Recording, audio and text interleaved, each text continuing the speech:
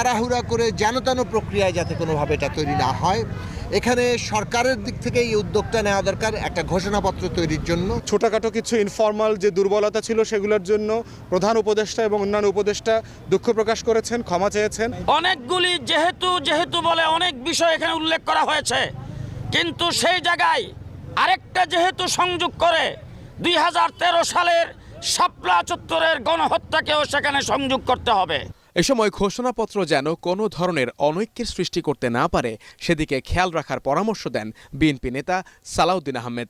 এই ইস্যুতে সকলে ঐক্যমতে পৌঁছেছে বলে জানায় জাতীয় নাগরিক কমিটি। আমাদের কাছে সবচাইতে জরুরি ফ্যাসিবাদ বিরোধী জাতীয় ঐক্যকে ধরে রাখা, যে কোনো রকমের অনৈক্যের বীজ যাতে আমাদের ভিতরে বপন না করতে পারে কোনো ফ্যাসিবাদী শক্তি এবং ফ্যাসিবাদের দূষররা, সেদিকে আমাদের লক্ষ্য